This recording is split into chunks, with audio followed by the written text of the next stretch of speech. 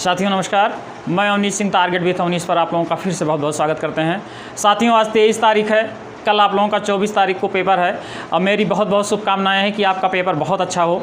आज मैं मॉडर्न की कुछ इम्पॉर्टेंट बताऊंगा और इसके बाद आप लोगों को अंतिम शुभकामनाएं दे के पेट के पेपर के लिए देंगे। उसके बाद आगे हम बहुत ही बेहतरीन ढंग से जो कुछ इसमें खामियां रह गई होंगी उन खामियों को दूर करते हुए आगे वीडियो चलाएंगे। तो आज हम मॉडर्न का इम्पॉर्टेंट देखेंगे। सबसे पहले तो हम 1857 का विद्रोह देख लेंगे। 1857 के बाद फिर 19वीं शताब्दी में धार्मिक आंदोलन जो चले थे उसका इम्पोर्टेंट देख लेंगे। उसके बाद भारत में जो यूरोपियों का आगमन होता था उनका क्रम हम थोड़ा सा देख लेंगे। तो अभी हम क्रम बता दे रहे हैं, बाद में अभी लिख दे रहे हैं। पहले सबसे पहले अगर आता है कि कौन से यूरोपीय भारत में आए तो पुर्तगाली आए। 1498 में पुर्तगाली वास्को डी गामा पुर्तगाल से आया। ये बहुत ही इंपॉर्टेंट है कि कौन सा भारत में सबसे पहले आया, तो वास्को डी गामा आया भारत में 1498 में। और वहाँ का शासक जो था वो जमोरिन ने उसका स्वागत किया था। और उसके बाद क्रम चलता रहा और उसके बाद अकबर के काल में भी जो है आए अंग्रेज़। और उसके बाद जहांगीर के काल में ही थॉमस रो और उससे पहले हाकिंस आया था जो कि फ़ारसी बोलकर 400 का मनसब लेके और जहांगीर को प्रसन्न किया था। और इस तरह व्यापार बढ़ाता रहा है, यूरोपीय व्यापार को बढ़ाते रहे। तो उनका आने का क्रम जो है वास्तव में सबसे पहले पुर्तगाल आए और पुर्तगाल आने के बाद डच आए और डच के बाद जो है अंग्रेज़ आए और अंग्रेज़ के बाद फ्रांसीसी आए।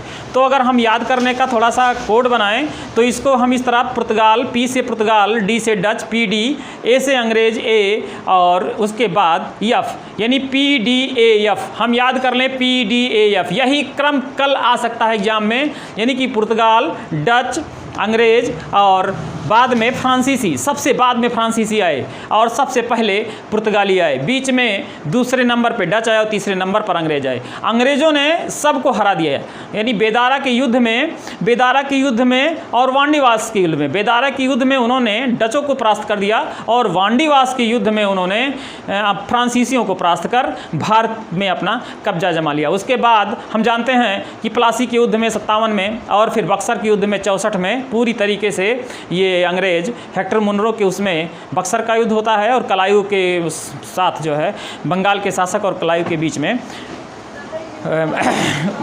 इसे बक्सर से पहले प्लासी का युद्ध होता है। तो बक्सर का युद्ध पुख्ता कर देता है कि अंग्रेज यहाँ स्थापित हो जाते हैं।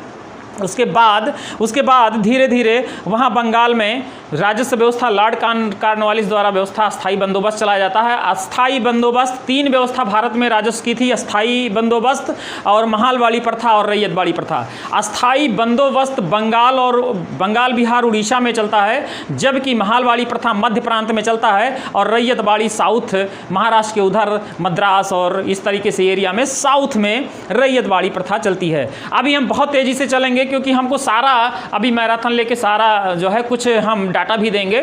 उसके बाद ये बंगाल से पूरे भारत में इनका विस्तार होता है और ये 1500 के आसपास ही भारत से आना शुरू कर देते हैं और 1600 में अंग्रेज ईस्ट इंडिया कंपनी के नाम से एलिजाबेथ फर्स्ट के नाम से भारत में आ जाते हैं। और उसके बाद यहाँ पे पूरी तरीके से पहले व्यापारिक कंपनी होती है और बाद में ये मछलीपत्तम में सबसे पहले व्यापार स्थापित करते हैं और अपनी एक कोठी सूरत में 13 में स्थापित करते हैं 1613 में, और 1611 में सबसे पहले मछलीपत्तम में एक कारखाना लगाते हैं। उसके बाद अंग्रेज जैसा कि हमने बताया कि प्लासी और बक्सर के युद्ध के बाद स्थापित हो जाते हैं और उसके बाद 1665 में ये अवध के नवाब और जो है इन लोगों को वेतन भोगी बना देते हैं, पेंशन भोगी बना देते हैं और फिर पूरा अधिकार कर लेते हैं, पूरा वजारत और निजामत पर अधिकार कर लेते हैं, यानी राजस्व व्यवस्था और प्रशासनिक व्यवस्था दोनों पे अधिकार कर लेते हैं। उसके बाद धीरे धीरे इनकी व्यवस्थाएं इतनी कठोर और राजस्व व्यवस्था इतनी कठोर है कि जनता त्रस्त हो जाती है। उन सब का छोटे छोटे विद्रोह मिलकर बाद में 1857 में एक बड़े विद्रोह के रूप में सामने आता है, जो कि आर्थिक, राजनीतिक और सामाजिक तीनों प्रकार के विद्रोह सब मिला के विद्रोह होता है। अब इस विद्रोह को तत्कालीन जो देने वाला जो प्रश्न आएगा आपके एग्जाम में कि 1857 के विद्रोह के तात्कालिक प्रभाव क्या थे कि जिससे कि विद्रोह फैला, तो तात्कालिक प्रभाव चर्बी वाले कारतूस थे, चर्बी वाला कारतूस और सुअर के मांस वाला, जिससे कि हिंदू और मुस्लिम दोनों दांत से तोड़ करके कारतूस लगाया जाता था, इसीलिए उस पर विद्रोह हुआ। और सबसे पहले विद्रोह करने वाला व्यक्ति का नाम है मंगल पांडे, जो कि मेरठ में सबसे पहले जो है बैरकपुर में, मेरठ में तो 11 मई से शुरू होता है, बैरकपुर में सबसे पहले, ये गाजीपुर का रहने वाला मंगल पांडे था, उन्होंने अपने दो जो है क्या कहते हैं अधिकारी को, जिसमें लेफ्टिनेंट बाग और लेफ्टिनेंट ह्यूसन को गोली मार देते हैं, मंगल पांडे। तभी से ये 1857 का विद्रोह फैलने का क्रम शुरू हो जाता है। और इसका जो प्रतीक होता है 1857 का, ये भी एग्जाम में आ सकता है कि 1857 के विद्रोह का प्रतीक क्या था, तो कमल और रोटी। बहुत ही इंपॉर्टेंट है दो चीज़, एक कमल और रोटी, दूसरा मंगल पांडे थे, और तीसरा ये बैरकपुर छावनी से इनका शुरू हुआ था, रहने वाले ये गाजीपुर के हैं।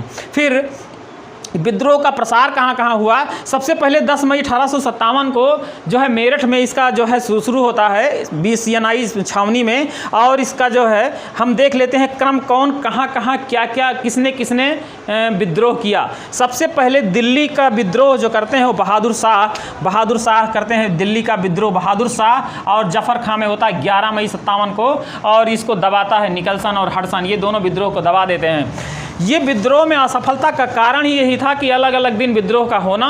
अगर एक ही दिन पूरा विद्रोह हो जाता, कम्युनिकेशन के साधन होते, संचार व्यवस्था अगर अच्छी होती, तो भारत अंग्रेजों को उसी समय 1857 में ही बाहर कर देते। लेकिन चूंकि एक साथ विद्रोह न कर पाने के कारण अलग अलग जगह पे विद्रोह हुआ, और अलग अलग जगह पे अंग्रेज विद्रोह को दबाने में सफल हुए, जिससे कि वो स्थापित हो गए। तो सबसे पहले हम देखते हैं दिल्ली में बहादुर शाह जफर 11 मई को 1857 में निकलसन और हडसन द्वारा दबा दिए जाते हैं, और बहादुर शाह बाद में रंगून चले जाते हैं बर्मा में, जहां कि ये कहा जाता है कि इनको एक कफन और ज़मीन भी जो है इनको मुहैया नहीं मिला, जबकि भारत के वो बादशाह थे।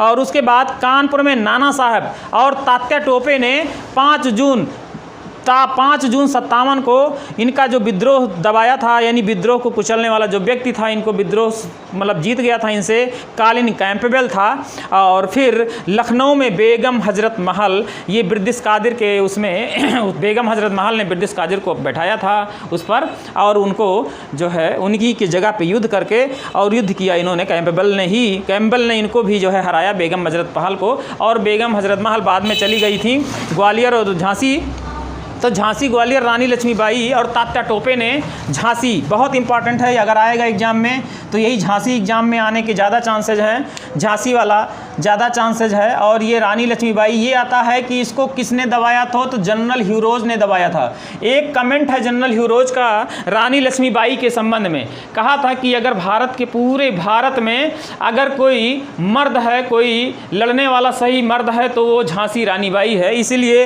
ये ज़्यादा इंपॉर्टेंट। वैसे भी रानी लक्ष्मीबाई चूँकि एक औरत होके और अपने बच्चे को पीठ में बैठा के युद्ध किया था, और रानी लक्ष्मीबाई को जनरल ह्यूरोज ने एक कमेंट किया था, वह भी इंपॉर्टेंट है। तो इसके बाद फिर जगदीशपुर में कुंवर सिंह और अमर सिंह थे, ये 12 जून की बात है। और ये विल्सन टेलर जो है ये इतना इंपॉर्टेंट नहीं, बाद के कोई भी इतना इंपॉर्टेंट नहीं है, लेकिन ये इंपॉर्टेंट है विद्रोही नेता कौन थे। इलाहाबाद में लियाकत अली, बहुत इंपॉर्टेंट है। फैजाबाद में मौलवी अहमदुल्ला, बहुत इंपॉर्टेंट है। 50,000 रुपये का इनके ऊपर इनामी राशि घोषित की गई थी, इनाम की राशि।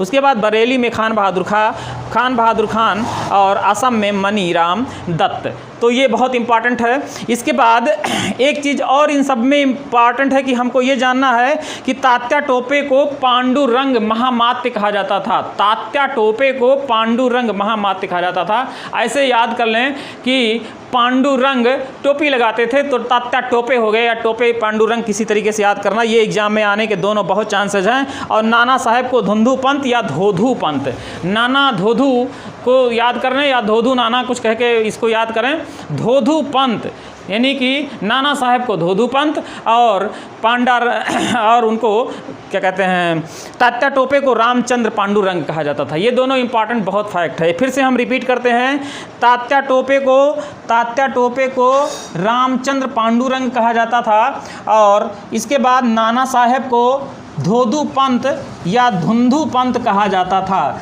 यानी नाना साहेब धुंधु पंत और उसके बाद तात्या टोपे रामचंद्र पांडुरंग, दोनों बहुत ही इंपॉर्टेंट हैं। एक चीज़ और, तात्या टोपे बाद में नेपाल निर्वासित हो गए थे और नेपाल जाने के बाद इनके ही दोस्त एक मान सिंह थे जिन्होंने इनको जो है धोखा देके इनको पकड़वा दिया था। तो इस तरीके से इनके साथ एक कहानी भी है। और 1857 के विद्रोह पर ये पुस्तकें भी इम्पॉर्टेंट है, बहुत इम्पॉर्टेंट है, 3-4 पुस्तक। एक तो first war of the independence जो बीडी सावरकर का है, first war of the independence, प्रथम स्वतंत्रता संघर्ष, बीडी सावरकर। अगर इस तरह सवाल आता कल ही आएगा, याद रखिएगा, first war of the independence day यानी प्रथम स्वतंत्रता संघर्ष, तो बीडी सावरकर निशान लगाएंगे, बहुत ही इंपॉर्टेंट है। फिर है the great rebellion Ashok Mehta, the great rebellion Ashok Mehta, यानी कि अशोक तो ग्रेट थे ही, तो इसी तरीके से याद कर लें कि अगर अशोक रिवेलियन आता है तो हम क्या लगाएंगे, Ashok Mehta, the great rebellion, तो अशोक मेहता निशान लगाएंगे।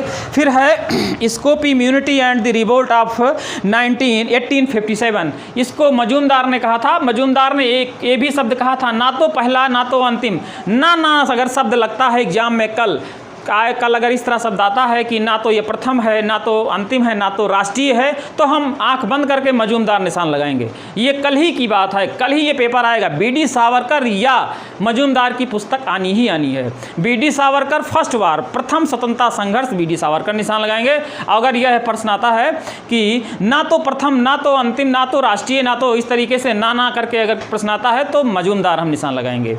तो ये तो किताब है इस तरह। और 1857 मात्र 1857 अगर आता है आपके एग्जाम में, 1857 खाली यही पुस्तक का नाम ही है, 1857 पुस्तक का नाम ही है, तो वह जो है वह भी बहुत ही इंपॉर्टेंट है। यशन सेन, इसको यशन सेन लिख लीजिए, यशन सेन, ये भी बहुत इंपॉर्टेंट पुस्तक है। खाली 1857 नाम रहेगा, 1857, 1857।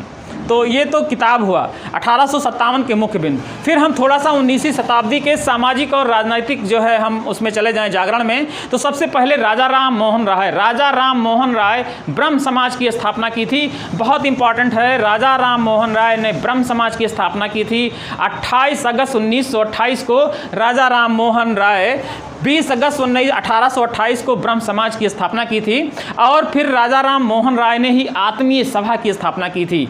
और बहुत ही इम्पॉर्टेंट फारसी भाषा में एक अखबार मिरातुल अखबार, बहुत ही इम्पॉर्टेंट है मिरातुल अखबार। और उससे पहले ये 1809 में इन्होंने एक पुस्तक फारसी भाषा में लिखा, तुफातुल मुहब्बीन। इसका अर्थ ये है कि ये सबको एक साथ जोड़ना चाहते थे।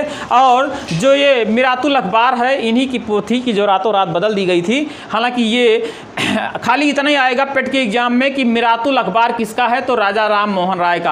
और सबसे इंपॉर्टेंट जो आना है, अगर आएगा तो मात्र ब्रह्म समाज आएगा कि ब्रह्म समाज की स्थापना किसने की थी, तो राजा राम मोहन राय ने किया था। हालांकि 1772 में ये राधानगर बंगाल में इनका जन्म हुआ था। ये सब जानने की उतना जरूरत नहीं है, केवल इतना याद करना है इसमें 2 चीज़ें, एक तो आत्मीय सभा का गठन किया था और दूसरा ब्रह्म समाज की स्थापना किया था। बस इतना ही याद रखना है इसमें। और उसके बाद कलकत्ता में हिंदू कॉलेज की स्थापना, ये भी बहुत इंपॉर्टेंट है। कलकत्ता में हिंदू कॉलेज की स्थापना 1857 में। 3 बातें, कलकत्ता में हिंदू कॉलेज की स्थापना, उसके बाद मिरातुल अखबार, उसके बाद ब्रह्म समाज की स्थापना। और एक और भी बहुत इंपॉर्टेंट है कि अकबर द्वितीय ने इनको राजा की उपाधि दी थी। उस समय मुगल सम्राट अकबर द्वितीय थे, राजा राम मोहन राय को राजा की उपाधि दी थी। तो ये राजा जिनका पूरा नाम हो गया राजा राम मोहन राय, पहले राम मोहन राय था, बाद में राजा लग गया तो राजा राम मोहन राय हो गया। फिर आर्य समाज की आर्य समाज की स्थापना दयाराम सरस्वती करते हैं, बहुत इंपॉर्टेंट, 1875 में करते हैं। और इसका मुख्यालय लाहौर में है, बहुत इंपॉर्टेंट है क्योंकि ये मुख्यालय अक्सर गलती कर देते हैं सब, कलकत्ता या बम्बई लगाने की कोशिश करेंगे। आर्य समाज का मुख्यालय लाहौर में है।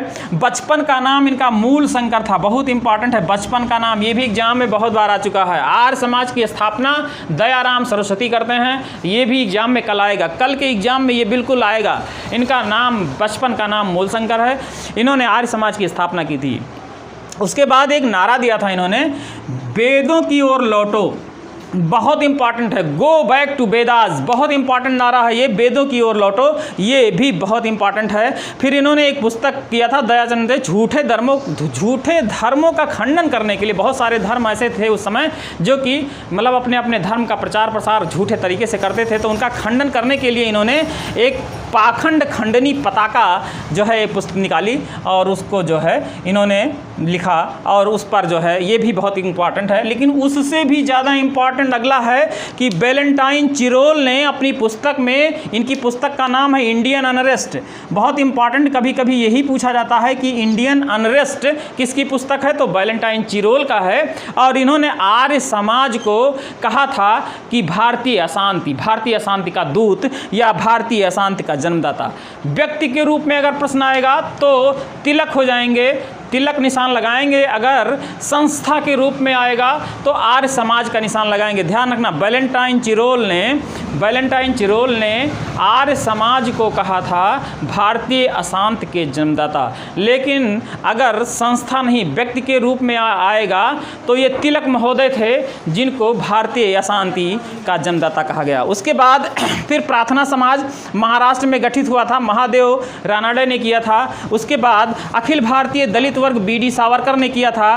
फिर हम एक चीज़ देखते हैं, 1885 में जो कांग्रेस का गठन हुआ था, 1885 में कांग्रेस के गठन के पहले कई 4 संस्थाएं ऐसी बनी थी जो कि बहुत ही इंपॉर्टेंट संस्थाएं बनी थी। उसी के बाद 1885 में गठन किया गया था और ये कहा जाता है कि लॉर्ड डफरिन के दिमाग का उपज था, उन्होंने ये किया था। लाला लाजपत राय इसके विषय में कहते हैं कि ये जो है 4 दिन का तमाशा है, और इसके विषय में बहुत अनेक को बातें कही गई। और इसके प्रथम अध्यक्ष WC बनर्जी, भूमेश चंद्र बनर्जी थे।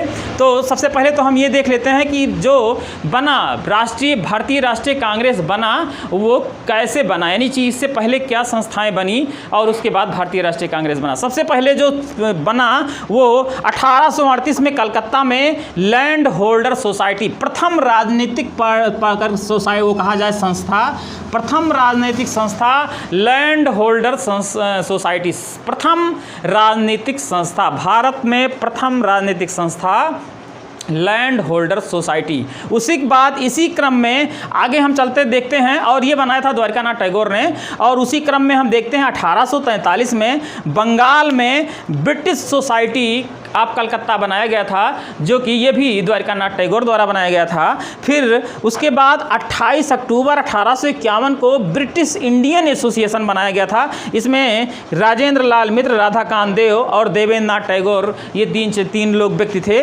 और उसके बाद 1876 में सबसे इम्पॉर्टेंट जो संस्था बनी थी, 26 जुलाई 1876 को सुरेंद्रनाथ बनर्जी के आनंदनाथ बोस के सहयोग से, दोनों सुरेंद्रनाथ बनर्जी बहुत इंपॉर्टेंट आदमी हैं और आनंद बोस के सहयोग से ये बनाए थे, आनंद बोस के सहयोग से। और इसका नाम था इंडियन एसोसिएशन, बहुत इंपॉर्टेंट है ये इंडियन एसोसिएशन बहुत ही इंपॉर्टेंट है। ये इंडियन एसोसिएशन, यही सुरेंद्रनाथ बनर्जी की इंडियन एसोसिएशन जो उस समय की सिविल सेवा परीक्षा का विरोध किया था, जो कि अंग्रेजी माध्यम से और लंदन इंग्लैंड में जाके देना होता था, इन्होंने विरोध किया था सबसे पहले। उसके बाद 1875 बंगाल में शिशिर कुमार घोष ने इंडिया लीग की स्थापना की थी। लेकिन जो ये इंडियन एसोसिएशन बना था, यह सबसे पहले कांग्रेस का जब गठन हुआ था 1885 से, तो यह संस्था बहुत ही वहाँ की फेमस और प्रसिद्ध हुआ था। तो लॉर्ड डफरिन का माना जाता है कि लॉर्ड डफरिन ने 2 बातें सोचा कि भारतीय अपने तरफ से संघ बनाए, उससे पहले हम भारतीयों के लिए संघ बना दें, जिससे 2 बातें होंगी। एक तो ये होगा कि किसी अंग्रेज ने भारतीय संस्था बनाई है कि जिससे भारतीयों की आवाज़ वहाँ के जनरल या जो भी जो है गवर्नर जनरल हैं उनके जो है कानों तक पहुँचे। दूसरी बात ये होती थी कि 1857 जैसे विद्रोह ना होने पाए, क्योंकि 1857 का जो विद्रोह हुआ है वह जो है गुप्त संस्थाएं नहीं बता पाई थी गवर्नर जनरल को, कि जिससे कि विद्रोह हो गया। तो ये चाहते थे कि भारतीय कोई ऐसी संस्था हो जिससे कि जो अंदर की बातें हों वो पूरे जो है अधिकारी वर्ग को पता चलती रहे, और जिससे कि उसको तुरंत या तो फिर उसको दबा दिया जाए या उसका कोई एक समाधान निकाला जाए। तो इस तरीके से एक बात और 1857 का जब विद्रोह हुआ था तो भारत में उस समय लॉर्ड कैनिंग गवर्नर थे, और लॉर्ड कैनिंग जब गवर्नर थे तो इस विद्रोह के बाद ये भारत में ये अंतिम गवर्नर जनरल होते हैं, और उसके बाद ये प्रथम वायसराय भी होते हैं, क्योंकि इन्हीं की नियुक्ति हो जाती है 58 के एक जो है एक्ट से, अधिनियम से इनका। तो वायसराय यानी कि भारत को उस समय ब्रिटेन की महारानी ने भारत को अपने हाथों में ले लेती हैं, जो व्यापारिक लोग होते हैं उनसे छीन लेती हैं ब्रिटेन की महारानी। 1857 के विद्रोह के बाद सत्ता अपने हाथ में ले लेती हैं। तो इसके बाद यहाँ तक हम पहुँचे थे। अब 1885 में हम कुछ सुन लेते हैं। 1885 की खास बात यह है कि लॉर्ड डफरिन का उपस्थ था, लेकिन इसके प्रथम अध्यक्ष जो थे वो WC बनर्जी थे, और इसमें मात्र 72 लोग थे। और ये सबसे पहले बम्बई में इसका जो है बैठक हुआ था, और पहले इसका नाम भारतीय राष्ट्रीय संघ था, लेकिन दादा भाई नेरोजी के कहने पे ये भारतीय राष्ट्रीय कांग्रेस रखा गया। तो ये भी प्रश्न आएगा कि किसके कहने पर इसका नाम बदलकर भारतीय राष्ट्रीय संघ से बदलकर भारतीय राष्ट्रीय कांग्रेस कर दिया गया। तो दादा भाई नेरोजी के कहने पर यह कर दिया गया। फिर अगला जो होता है वो कलकत्ता में होता है, और उसके जो अध्यक्ष होते हैं दादा भाई नेरोजी होते हैं, और तीसरा जो होता है वो मद्रास में बदरुद्दीन तैयब जी होते हैं, और चौथा 88 में होता है जॉर्ज यूल होते हैं। तो ये हम ऐसे क्रम में याद भी कर सकते हैं, लेकिन पहला, दूसरा, तीसरा, चौथा तो याद होना चाहिए। प्रथम मुस्लिम अध्यक्ष भी यही थे, और तो इस तरीके से प्रश्न भी बन सकता है प्रथम मुस्लिम अध्यक्ष कौन थे तो तैयब जी थे, बदरुद्दीन तैयब जी। तो इस तरीके से हम देखते हैं कि कांग्रेस का गठन हो जाता है। अब कांग्रेस के गठन के बाद कांग्रेस की हर साल हर वर्ष बैठकें होती हैं, लेकिन ये हवा जब पाता है कि जबकि इसमें गांधी जी प्रवेश करते हैं। और गांधी जी प्रवेश कब करते हैं? चंपारण के पहले गांधी जी आते हैं। 1915 में भारत में गांधी जी आते हैं, और गांधी जी उससे पहले अब दक्षिण अफ्रीका में डरबन में अब्दुल्ला एंड कंपनी का जो है मुकदमा लड़ते लड़ते, और वहाँ पे सत्य और अहिंसा, और जो है उन्होंने इतनी संघर्षशील जो है वहाँ पे जीवन व्यतीत किया, और वहाँ पर भारतीयों और दक्षिण अफ्रीका के काले वर्गों की तरफ से उन्होंने जो है लड़ाई लड़ी थी, और सकारात्मक, बहुत ही सकारात्मक जो है उनका जो है वो रहा, और वहाँ अहिंसा का उन्होंने पालन किया था।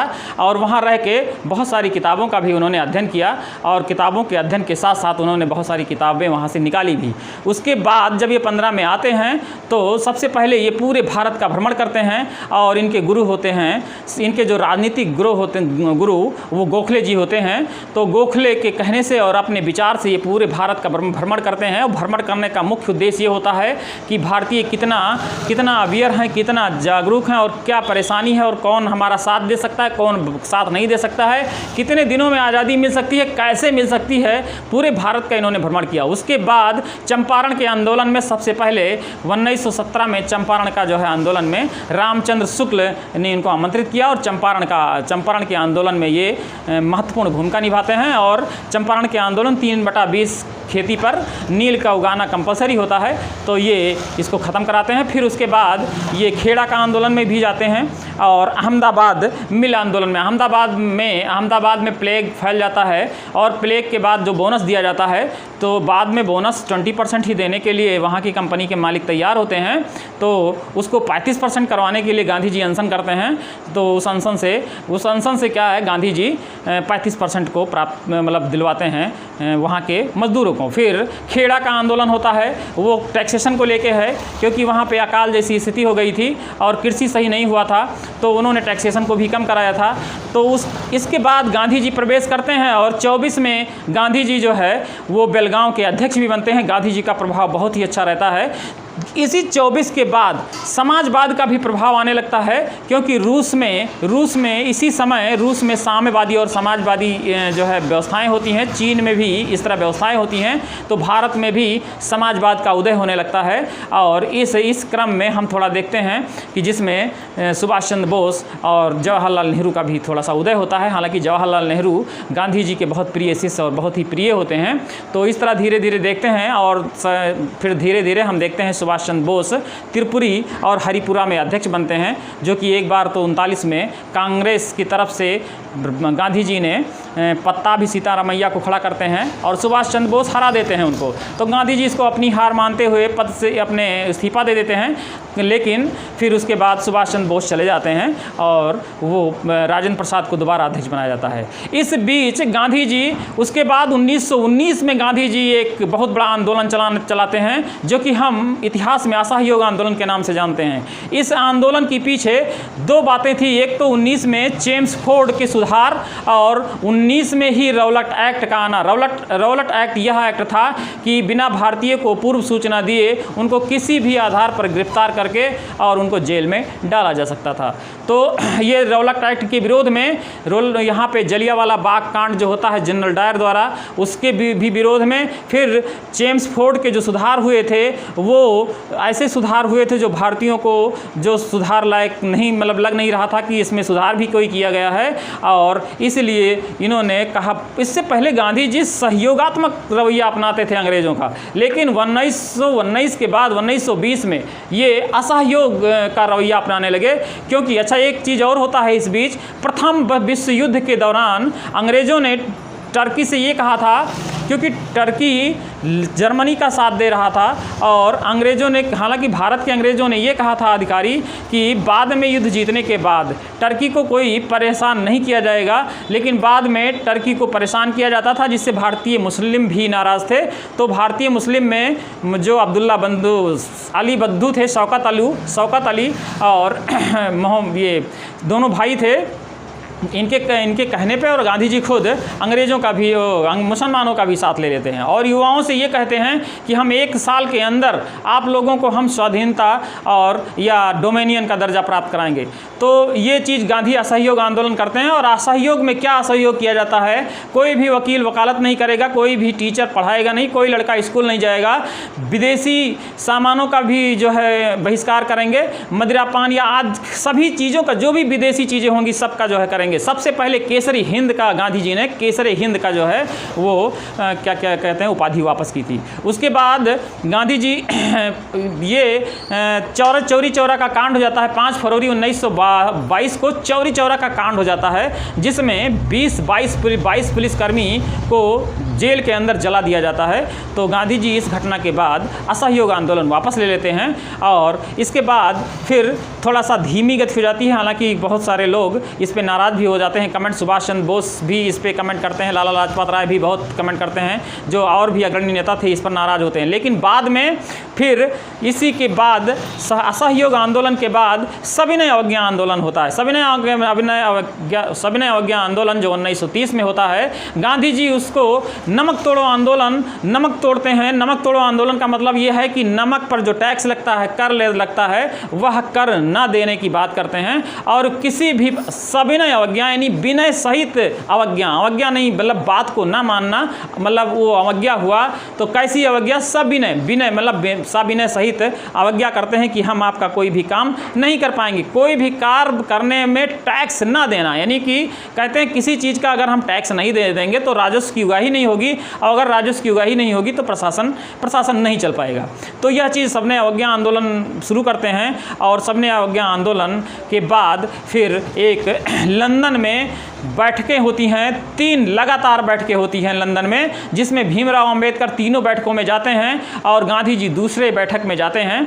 और हालांकि कोई बहुत विशेष जो है उस पर, जिसको गोल मेज सम्मेलन कहा जाता है, और यह लंदन में होता है 3 गोल मेज सम्मेलन, जिसमें द्वितीय, ये प्रश्न आएगा किसमें गांधी जी ने भाग लिया था, तो द्वितीय गोल मेज सम्मेलन में गांधी जी भाग लिए थे। और यह प्रश्न आएगा किसने तीनों गोल मेज सम्मेलन में भाग लिया था, तो भीमराव अंबेडकर ऐसे व्यक्ति थे जिन्होंने तीनों में भाग लिया था। बाकी बहुत सारे ऐसे लोग थे जो अपने पैसे से वहाँ पे भाग लिए थे।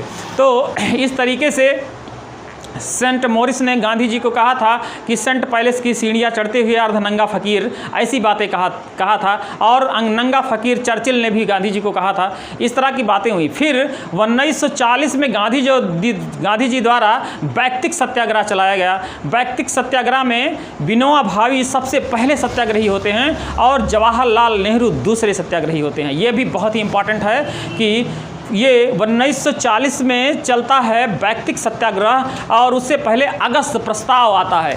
तो ये आता है कि देखिए 40 में दोनों घटनाएं होती हैं। तो पहले कौन होता है? पहले अगस्त प्रस्ताव होता है। अगस्त प्रस्ताव जब नामंजूर होता है तो व्यक्तिक सत्याग्रह किया जाता है। व्यक्तिक सत्याग्रह सबसे पहले सत्याग्रही विनोबा भावे होते हैं और दूसरे सत्याग्रही जवाहरलाल नेहरू होते हैं। ये भी कल के लिए बहुत ही इंपॉर्टेंट प्रश्न है। फिर उसके बाद 42 में भी दो चीज़ होती है। 42 में क्रिप्स मिशन आता है और क्रिप्स मिशन 42 में क्रिप्स मिशन जो संवैधानिक सुधार को लेकर आता है, लेकिन क्रिप्स मिशन से असंतुष्ट भारतीयों ने भर्ती होते हैं और बाद में इसी को लेके 1942 में भारत छोड़ो आंदोलन ग्वालियर के टैंक मैदान बंबई में 8 अगस्त से शुरू किया जाता है। और यह ऐसा आंदोलन होता है, यह भी प्रश्न आ सकता है कि यह ऐसा आंदोलन है जो नेतृत्व विहीन, यानी इसका कोई नेतृत्व करता नहीं है, लेकिन बड़े बड़े लीडर जैसे गांधी जी, जवाहरलाल नेहरू या बड़े बड़े लीडर जो है इसमें पकड़ के गिरफ्तार कर लिए जाते हैं और जेल भेज दिए जाते हैं। एक बहुत ही महत्वपूर्ण फैक्ट जो कि हम बताना चाहेंगे कि 1987 में साइमन कमीशन आया था। 1927 में साइमन कमीशन आया था और साइमन कमीशन इस बात को लेकर आया था कि उसमें सभी सातों सदस्य अंग्रेज थे, इसलिए साइमन कमीशन आया था। और इसी साइमन कमीशन में जो लाठीचार्ज हुआ था उसी में लाला लाजपत राय की मृत्यु भी हुई थी।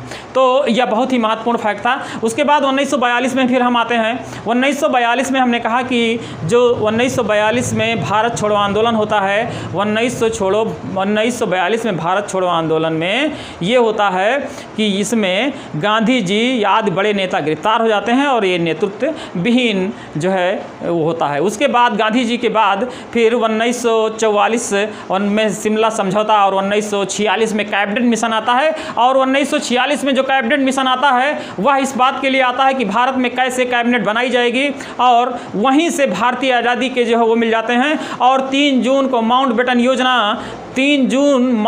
योजना 47 में आ जाता है और उससे में भारत की आज़ादी का जिक्र कर दिया जाता है, भारत को आज़ाद करने के लिए कह दिया जाता है। तो 3 जून 1947 के घोषणा के द्वारा भारत आज़ाद हो जाता है। और उसके बाद उसमें गवर्नर जनरल या वायसराय माउंटबेटन होते हैं और भारत में उस समय जो अध्यक्ष होते हैं वो जे.बी. कृपलानी होते हैं। उससे पहले 4 साल तक 42 से 46 तक जो अध्यक्ष होते हैं वो मौलाना अब्दुल कलाम होते हैं। इस तरीके से हम एक दृश्य हमने देखा है मॉडर्न का। और ये आप इस तरीके से इस वीडियो को 2-4 बार 5 बार देखेंगे तो लगभग मैं समेकित करने की कोशिश किया हूँ। और ये बहुत ही महत्वपूर्ण वीडियो है कल के लिए, आप लोगों के लिए। और आप लोगों के लिए बहुत बहुत शुभकामनाएं और बहुत ही कंसंट्रेशन और बहुत ही उससे आप एग्ज़ाम दीजिएगा और मेरे सभी भाइयों का इसमें सिलेक्शन होगा। सिलेक्शन की मेरिट बहुत कम जाएगी और मेरे सभी भाइयों का, जितने लोग यूट्यूबर हैं, जितने लोग पढ़ रहे हैं, फॉलो कर रहे हैं और देख रहे हैं, तो पक्का निश्चित उनका सिलेक्शन होगा। आज का वीडियो अत्यंत महत्वपूर्ण है और आप लोगों को इसी के साथ हम कल के लिए बहुत बहुत शुभकामनाएं देते हैं। आप लोग सफल होइए और सफल होने के बाद हमें कमेंट जरूर करिएगा और कमेंट के साथ साथ सब्सक्राइब और लाइक भी करिएगा। तो साथियों, आपको बहुत बहुत शुभकामनाएं कल के लिए और फिर पेपर देने के बाद हम फिर आपसे मिलेंगे। और तब तक साथियों, नमस्कार, जय हिंद, बहुत बहुत शुभकामनाएं आप लोगों को।